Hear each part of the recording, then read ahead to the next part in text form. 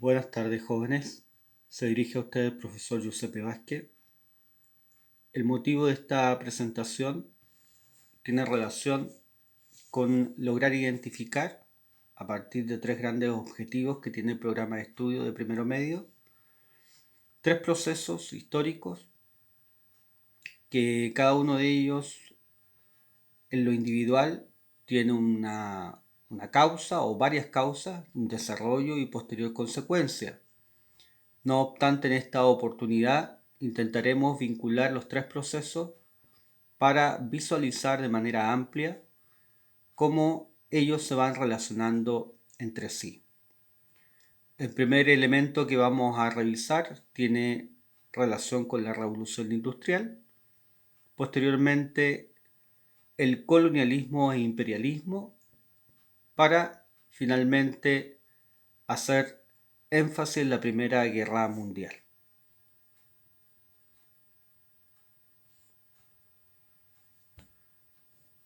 El siguiente esquema comparativo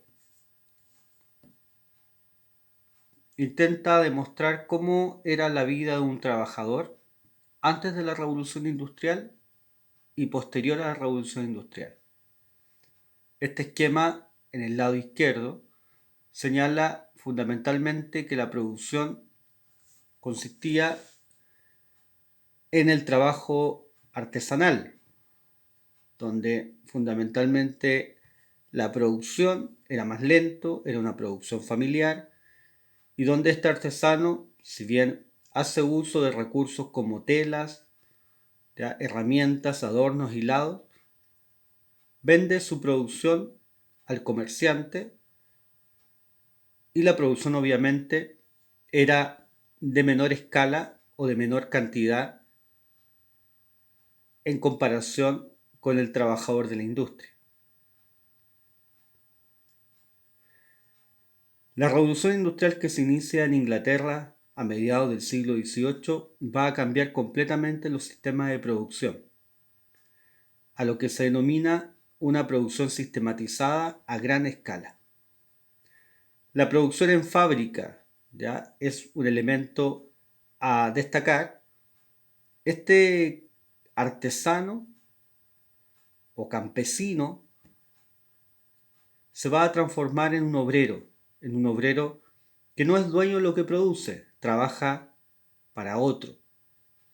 Si bien las materias primas se van a mantener, estas materias primas van a ser trabajadas por la máquina, que insisto, le va a dar una sistematización y una producción a mayor escala, por ende con mayor volumen. En resumen, la industria genera una producción mucho más acelerada, sistematizada, lo que va a lograr generar mayor cantidad de productos en un menor tiempo. Esto va a permitir que los sectores industrializados van a buscar mejores o mayores mercados, como así también intentarán salir a buscar las materias primas fuera de Europa. Cuando hablamos de Inglaterra hablamos de una primera revolución industrial.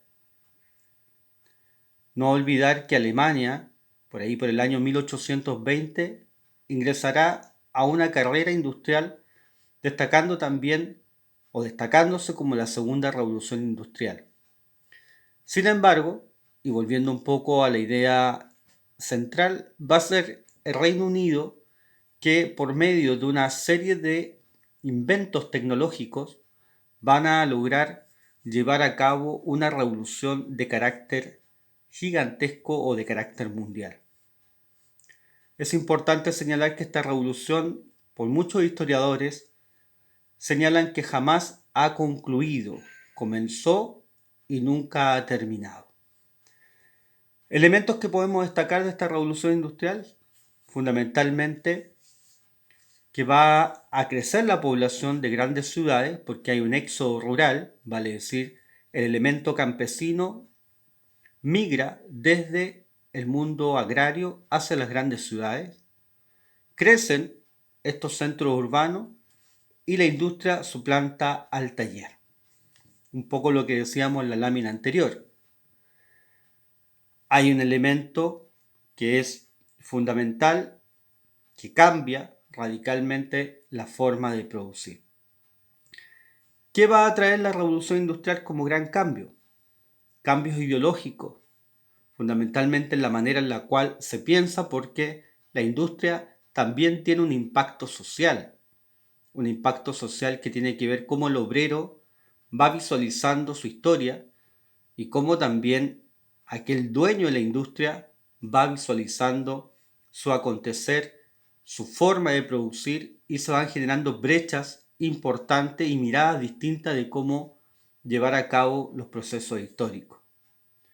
Personas que piensan con una libertad comercial, la demanda y la oferta; otras personas que tienen un pensamiento mucho más social, vinculado a que el crecimiento industrial no debe ir en detrimento del obrero.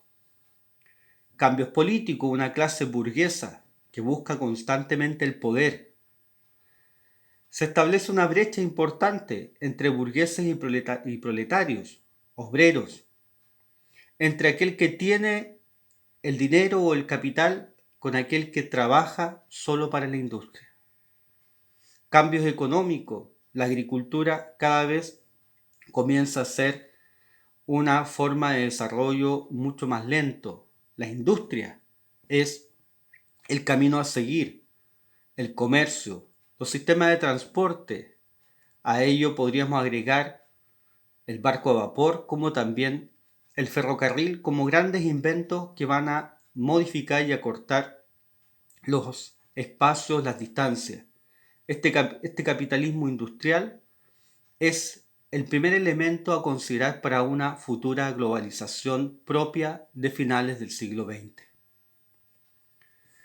Esta lámina es importante porque grafica cómo el hombre europeo va a la conquista de nuevos mercados, pero también va a la conquista de mano de obra más barata, va a la conquista de materias primas. Hay que tomar en consideración que la industria, como trabaja a gran escala, necesita constantemente de materias primas.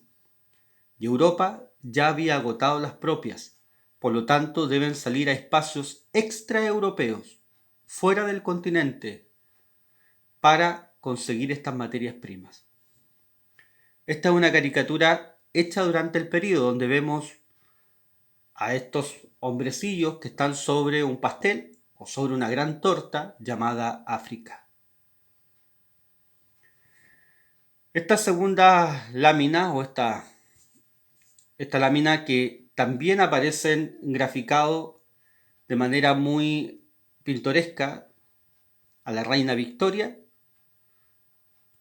al Kaiser alemán y también a las autoridades francesas que están peleando por conquistar espacios extraeuropeos. Como África era un continente poco explorado, si bien es cierto, en el siglo XVI fue explorado por los portugueses, toda la costa, pero el África central no había sido del todo explotado. Por lo tanto, lo que se conocía del continente era su contorno periférico. Aquí está este continente, que si bien es cierto, fue ya en el siglo XVI tomado por los portugueses. Posteriormente va a ser tomado en gran escala el norte de África por los españoles y pequeñas colonias holandesas. Sin embargo, en el tiempo del imperialismo, estamos hablando fundamentalmente desde el año 1850 en adelante, la segunda mitad del siglo XIX, es que se va a determinar una carrera sin tregua por conquistar la mayor cantidad de espacio africano. Si nosotros podemos visualizar los colores, esta África guarda relación fundamentalmente con que este espacio azulado fue conquistado por los franceses. ¿Ya? Madagascar también fue un espacio o una colonia francesa. Lo importante de acá es que Francia quiso armar un imperio continuo de oeste a este o viceversa, situación que le impidió el Reino Unido, que está destacado con un color rojizo, que logra conquistar de norte a sur ya el continente africano. Fueron los dos grandes países a destacar que logran tener mayor cantidad de territorio de este continente. Para el caso de algunas colonias portuguesas como es Angola y Mozambique, que aparecen acá destacadas con un color lila, estas dos colonias van a ser el resultado de conquistas en siglos anteriores, no propias del imperialismo, porque hay que destacar que los países que salen a conquistar territorios fuera de Europa son países que están ya en la carrera por medio de la revolución industrial. Europa, no todos los países al mismo tiempo se desarrollan de manera industrial, son pocos. En este caso, Inglaterra como el gran precursor, le va a seguir Alemania y en un tercer grado Francia. No obstante, va a ser Francia con el Reino Unido los que van a tomar mayor cantidad de territorio de este continente. En otras palabras, y para sintetizar, el gran perdedor de la repartición africana es Alemania. Ahí tienen otra imagen en un planiferio, un mapa histórico de los grandes imperios coloniales, donde podemos ver al Reino Unido, que tiene la mayor cantidad de territorio desde América, con lo que es la actual Canadá. Incluso en Sudamérica quedó con algún espacio como es Guyana, en Centroamérica con Belice. Para el lado de África, ya lo dije, casi conecta por completo de norte a sur la India y lo que es Oceanía con Nueva Zelanda y también Australia. Francia se destaca acá con todo el norte del Sahara, el gran desierto del Sahara. Argelia, Marruecos van a ser colonias francesas. Lo que aparece en este otro sector, que está destacado como Europa, aquí se encuentra el Imperio Ruso. El Imperio Ruso es un claro ejemplo de por qué no salió a la conquista de espacios extraeuropeos. En primer lugar, estaban más preocupados de la zona nórdica de Europa, donde hoy día está Finlandia, Noruega, Suecia y Dinamarca. Y como elemento más importante, los rusos no fueron un país industrializado durante el siglo XIX. De hecho, su gran revolución en el año 1917 los va a pillar o los va a tomar siendo un país completa y absolutamente agrario. Por lo tanto, esa es la explicación por la cual Rusia no aparece en esta búsqueda de materias primas, de mano de obra o de un desarrollo a partir de la toma de otros territorios. Insisto, para resumir, va a ser Inglaterra y Francia, o el Reino Unido y Francia, los que van a tener una mayor cantidad de territorios tomados o anexados como colonia para sus respectivos reinos. Dicho esto, es importante retomar lo que dije hace un rato atrás. Alemania es el gran perdedor. Los alemanes van a ser el gran perdedor de esta repartición. Pero también hay que señalar que Alemania había superado a Inglaterra en cuanto al desarrollo industrial. Si los ingleses habían creado un desarrollo en base al vapor, a la máquina de vapor, los alemanes crearon un desarrollo en base al motor a combustión. También crearon una fuerte y próspera industria farmoquímica que hasta el día de hoy le otorga grandes dividendos a Alemania. ¿Qué es lo que va a ocurrir? Va a ocurrir que la zona de Europa, que ya estaba instalada, gran parte de Europa fuera del continente, tomando territorios, va a desencadenar una tensión tremenda entre los países que están al centro de Europa con aquellos que se encuentran en las periferias. Fundamentalmente Francia, el Reino Unido y el Imperio Ruso van a lograr desarrollar un sistema de alianza llamada la Triple Entente.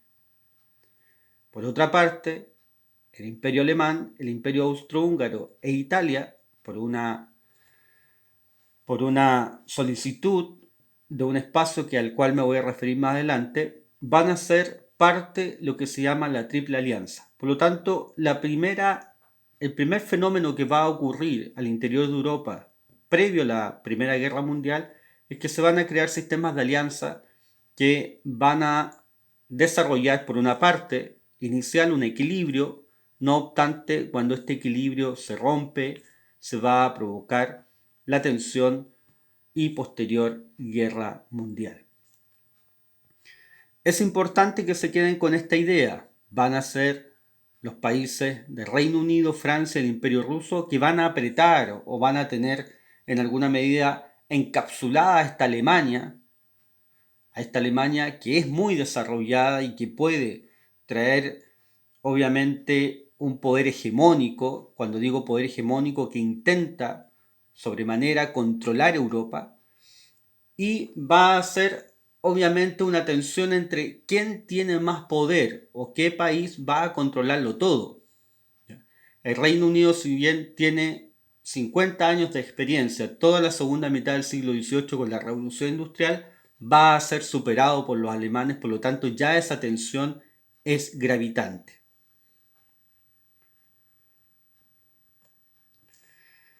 Aquí aparecen algunos sistemas de alianza que se refuerzan. ¿Quiénes son los países que pertenecen a los imperios centrales? Alemania, Austria, Hungría. ¿Y quiénes son los que pertenecen a la Triple Entente? Francia, Inglaterra y Rusia. Por otra parte, se van a unir al Imperio Central Bulgaria y el Imperio Turco, y a la Triple Entente Serbia, Rumania e Italia. Una Italia que parte del lado de la Triple Entente, no obstante se va a cambiar de bando hacia los imperios centrales. ¿Por qué ese cambio? Ustedes se preguntarán, ¿qué hace cambiar a Italia? A Italia le habían prometido un territorio llamado Dalmacia. Se lo prometió el Reino Unido, si es que él se mantenía en la Triple Entente.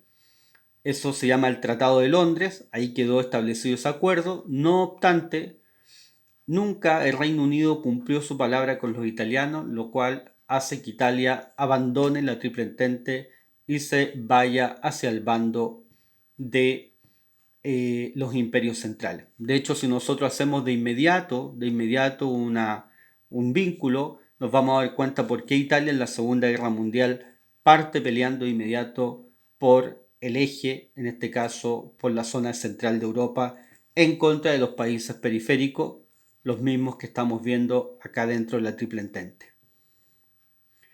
La Primera Guerra Mundial va a dar origen a un nuevo orden europeo, un orden mundial, y van a surgir dos grandes potencias como va a ser Japón y Estados Unidos. Las causas de esta guerra son variadas. Fundamentalmente hay que destacar tres causas militares. Hay un crecimiento de armamento, hay una innovación en esta área bélica. Elementos políticos, una extensión de la idea de una guerra inevitable y justa para satisfacer legítimas reivindicaciones territoriales, vale decir, hay ansias de lograr. Quien controla Europa va a poder controlar también los espacios extraeuropeos. Ese es el pensamiento que hay al interior de Europa a finales del siglo XIX y comienzo del siglo XX. Posteriormente también hay elementos económicos, desarrollo de la potencia industrial de Alemania, que va a rivalizar con Gran Bretaña y Francia, hasta ese entonces dominante. Insisto, no olvidar el elemento que dije hace un rato: Alemania fue la gran perdedora del reparto africano, y eso obviamente le deja una sensación de que Inglaterra o Reino Unido junto con Francia hicieron un trabajo muy fino, un trabajo muy pensado para perjudicarla. La guerra parte, datos concretos, con un asesinato del archiduque Francisco Fernando, quien va a ser heredero del trono austrohúngaro. Austria y Hungría sienten que este asesinato lo provoca un grupo armado serbio. Finalmente, el 28 de julio hay una declaración de guerra y una reacción en cadena de las alianzas europeas. Todos los países, acá el Imperio Ruso, Alemania, Inglaterra, posteriormente algunos de la península de los Balcanes, como Rumania, Grecia, Montenegro, Bulgaria, posteriormente Austria, la misma Italia y España. Todos los países en alguna medida sienten que el otro tiene la culpa de esta guerra, ya que otro la inició, que otro tenía fines bélicos, por lo tanto no van a asumir de inmediato la responsabilidad de haber iniciado un conflicto de esta envergadura. No olvidar que la Primera Guerra Mundial es y va a ser la última guerra de trincheras. Posteriormente a ella las guerras van a cambiar su forma de efectuarse. Aparece en la Segunda Guerra Mundial, por ejemplo, la gran aviación alemana. Pero en esta Primera Guerra va a ser la última guerra de trinchera, la última guerra donde el factor humano, el número de soldados, va a ser determinante para los países que están en ella. Así como digo, el factor humano va a ser determinante, Francia e Inglaterra van a buscar desde sus propias colonias soldados. Por lo tanto, sus ejércitos se ven mucho más engrandecidos en cuanto a número. Sin embargo, la tecnología juega a favor de los alemanes. ¿Qué va a ocurrir? Fundamentalmente es importante que ustedes manejen que en geopolítica los espacios cobran una vital importancia. A modo de ejemplo, los alemanes pelean con el Reino Unido la zona del Mar del Norte. La zona del Mar del Norte va a ser peleada por ambos. Y cuando digo peleada, quien controla el Mar del Norte va a controlar también la salida por el Canal de Suez, que estoy marcando ahí, para el Océano Atlántico. Los italianos van a querer tener la zona del Mar Adriático. Francia, si bien tiene un gran número de soldados, tecnológicamente en términos bélicos es inferior a Alemania e inferior al Reino Unido. Por lo tanto, si Francia no se logra aliar con los ingleses, va a quedar siempre sometida al odio, o en este caso al poder bélico de los alemanes. Rusia juega un papel determinante. Los rusos lo que quieren tomar es los estrechos, tanto del Bósforo como del Dardanelo, para tener salida al mar Egeo y posteriormente tener algún control del Mediterráneo. Por tanto, cada país tiene un interés concreto, cada país tiene, en términos geopolíticos, algo que defender y algo que obtener a cambio. Más allá que estas alianzas puedan significar una visión más amplia de cómo se van generando los equilibrios de poder, es importante que ustedes manejen que no hay guerra que no tenga un interés económico por parte de los países que están dentro del conflicto. La Primera Guerra Mundial, que va a surgir en el año 1914, concluye 4 años después, tiene causa y factores militares, una carrera de armamento, factores políticos, una crisis y también grupos étnicos que quieren ser o pertenecer a una nación independiente, como va a ser el caso de los países balcánicos. Factores económicos, obviamente la rivalidad entre Inglaterra y Alemania va a ser determinante. En 1914 la guerra es una guerra de movimiento, posteriormente aparece una guerra más bien pensada, estratégica, una guerra de posiciones, para finalmente aparecer elementos mucho más concretos como va a ser en el año 1917 el abandono por parte de Rusia o el Imperio Ruso y el ingreso de Estados Unidos al conflicto. Consecuencia, toda guerra tiene un alto número de bajas civiles y militares, gastos en materiales y también obviamente una crisis de subproducción y elementos políticos que son cambios territoriales. Todas las guerras traen posteriormente, cuando se instala un tratado de paz, cambio en la figura del mapa. De esta manera llegamos a una de las últimas láminas donde muchos de nosotros conocen el Tratado de Versalles, pero el Tratado de Versalles pertenece a un paquete de tratados, a un conjunto de tratados, denominado la Paz de París. Esta Paz de París determina tratados para los países vencidos, en este caso Alemania, Austria, Hungría, Bulgaria y Turquía. El más conocido de estos tratados son los dos primeros, el de Versalles y Saint-Germain, o los dos más importantes para la Europa central, porque a los alemanes le imponen este tratado, jamás lo aceptaron, para ellos fue una paz injusta. El tratado de hecho se firma en Versalles, se firma en el Palacio de Versalles, por lo que hace ya un espacio para los alemanes un poco incómodo. No olvidar que Versalles es el gran palacio construido por Luis XIV y que es el gran emblema de los franceses.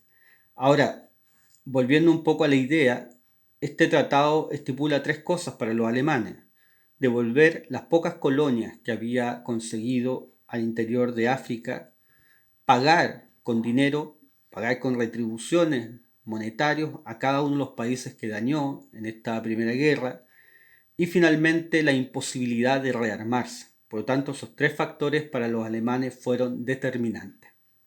Insisto, Alemania jamás aceptó esta paz, o sea, la firmó, pero aparentemente desde la interpretación de ella como nación fue una paz impuesta y no una paz aceptada completamente. Eso nos podría dar a entender por qué los alemanes van a estar 20 años después en un segundo conflicto armado. El Tratado de Saint-Germain logró separar el Imperio Austrohúngaro y nace Austria como nación independiente y Hungría. Por lo tanto, esta separación las deja automáticamente limitada a territorios más pequeños.